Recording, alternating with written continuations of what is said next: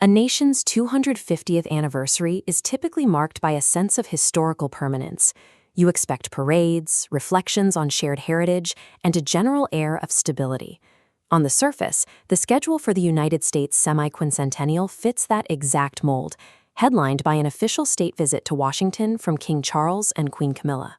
But that illusion of stability is shattered the moment you turn on the evening news.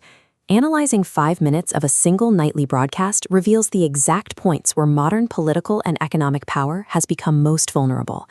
The true danger of this era lies in the sheer volume of major, systemic failures collapsing on top of each other all at once. The broadcast leads with what is supposed to be the safest room in Washington, the White House Correspondents' Dinner. It is the definitive annual gathering of the country's political elite, yet a man named Cole Allen breached that perimeter. He stormed the Saturday night event heavily armed, carrying out a specific plan to assassinate officials within the Trump administration. The ensuing violence left a Secret Service agent shot, his life spared only because a bulletproof vest caught the round before it could reach its target.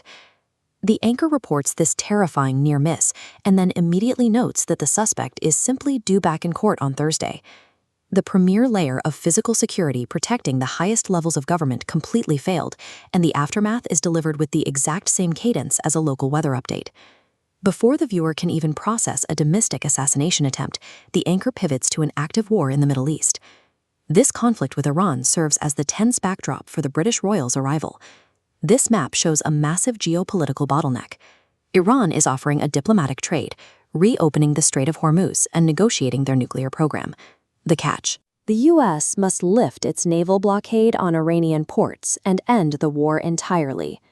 President Trump is reportedly rejecting that offer right as the king prepares to address a joint meeting of Congress, locking the two nations in a diplomatic stalemate. Global trade is paralyzed, active blockades are starving foreign ports, and the prospect of nuclear negotiation is casually filed under routine foreign affairs. From the collapse of global diplomacy, the rundown jumps straight into business. Elon Musk has filed a massive lawsuit seeking $180 billion in damages. At the core of the filing is an intense legal dispute over corporate structure. It asks whether a company can shed its founding obligations as a nonprofit to operate as a sprawling for-profit monopoly. Musk accuses former partner Sam Altman of abandoning OpenAI's nonprofit pledge. Altman's team fires back, claiming Musk just wants to seize the AI market himself. The two wealthiest factions in tech are locked in a struggle over the legal custody of artificial intelligence, fighting to decide who controls the systems that will soon automate human industry. In less than 4 minutes, the broadcast has covered a targeted shooting in the Capitol, naval blockades in the Persian Gulf, and a legal war over AI. Then comes the kicker.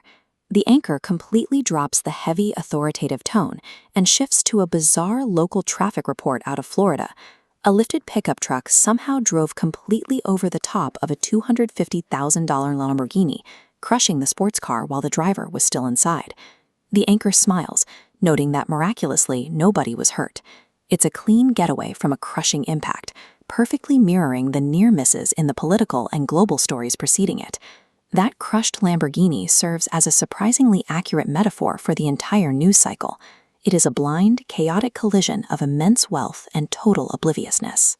Reaching the 250-year mark as a nation is defined by our ability to watch extreme violence, frozen global trade, and corporate warfare, consume it all as entertainment, and then politely tell the viewer to have a great night.